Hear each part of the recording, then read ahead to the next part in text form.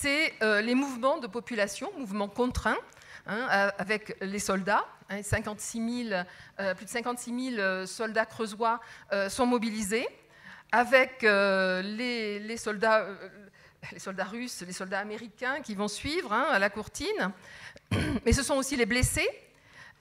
Plus de 15 000 blessés vont transiter, vont séjourner en Creuse, dans les hôpitaux permanents, les hôpitaux temporaires, qui sont créés à Guéret, Aubusson, Felletin, pour ne citer...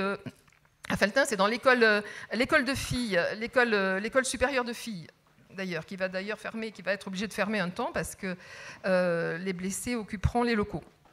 Alors, autre mouvement aussi, ce sont les réfugiés et les rapatriés. Le préfet, le 12 août 14, lance un appel aux habitants de la Creuse pour que chaque famille, dans la limite de ses moyens, reçoive des réfugiés, leur assure un abri. Ce sont en tout quelques 15 000 réfugiés qui vont passer en Creuse durant la durée de la guerre. Et les demandes d'accueil des réfugiés dans les communes du département vont être retirées à toutes les communes. Et la plupart des communes vont accueillir ces réfugiés.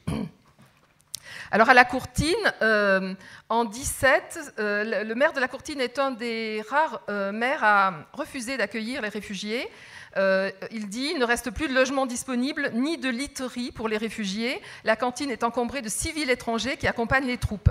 De notre côté, le climat étant très rigoureux, ces pauvres diables de réfugiés ne pourraient s'y acclimater. » Les étrangers, les prisonniers et les indésirables, puisque c'est ainsi que on désigne ces prisonniers, vont aussi transiter par la Creuse. Le camp de la Courtine inaugure l'internement de civils étrangers avec l'arrivée le 8 août 14 de 1191 hommes, femmes et enfants d'origines diverses. Il y a des Allemands, des Alsaciens, mais aussi des ressortissants de l'Empire austro-hongrois. Il reste peu de temps, puisqu'ils sont évacués sur Agen dans le Lot, Bergerac et Agen, Agen à côté de Guéret. Alors c'est surtout au camp de concentration, entre guillemets, puisque c'est comme ça qu'on le désignait, d'Agen, donc à côté de Guéret, que sont internés 2060 hommes pendant toute la durée de la guerre, femmes et enfants, qui restent sur des durées plus ou moins longues. Alors dans ces mouvements contraints de population, il y a aussi les permissionnaires, qui sont dans un premier temps laissés à la discrétion de la hiérarchie militaire. À partir de 1916, les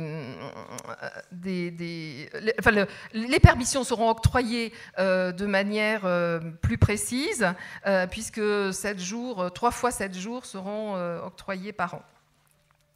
Alors, je passe très vite parce que je gère le temps. Alors, les femmes sont mobilisées, donc je l'ai dit en introduction, mobilisables, mais pas citoyennes à part entière et mineures juridiques. Alors, rappelons que les femmes n'ont pas le droit de vote en 1914. Rappelons aussi qu'elles sont mineures juridiques, puisqu'elles ne disposent pas de l'autorité parentale, qui est la seule affaire des pères.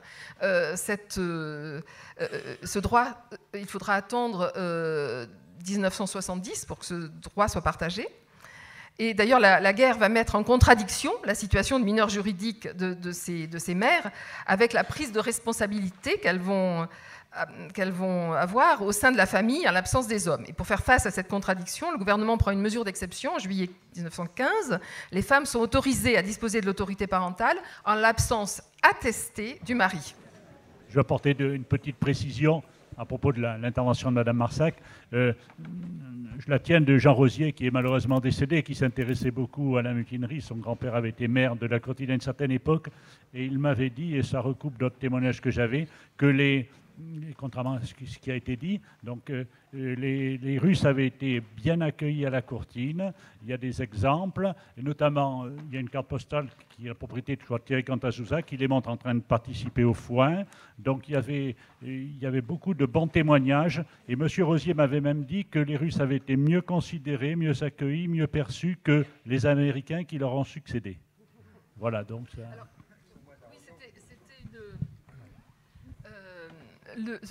ce que j'ai rapporté, c'était l'avis des pouvoirs publics, hein, bien sûr. Hein, ce n'est pas l'avis de la population. C'est comme ça que les représentants de la gendarmerie, enfin les représentants de l'ordre ont traduit, hein, l'accueil des Russes à la Courtine. Donc décalage entre les représentants de l'État et la population.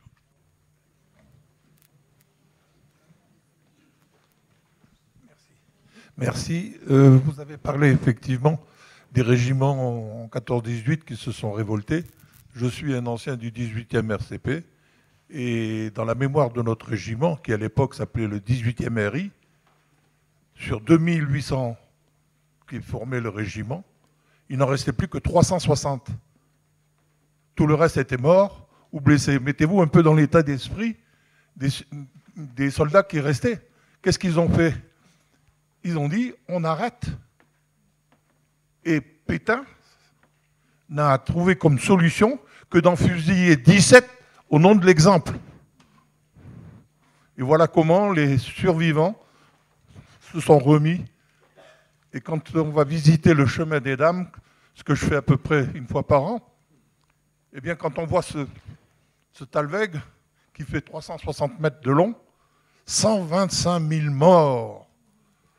C'est affreux. C'est affreux.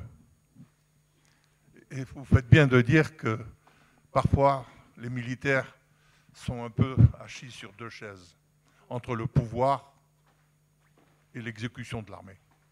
Voilà. Merci. Des souvenirs émouvants.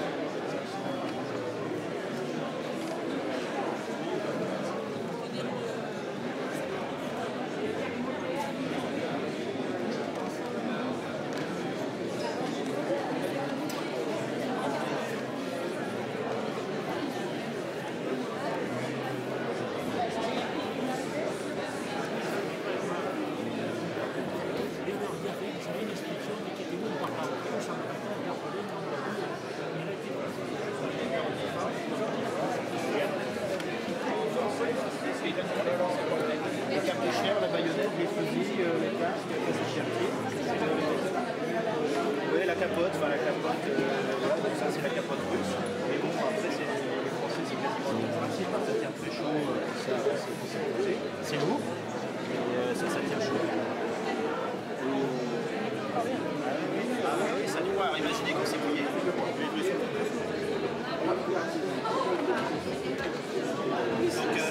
plus le sac, plus le fusil, regardez, je vais vous faire toucher. On va bien compter un petit peu. Articulation.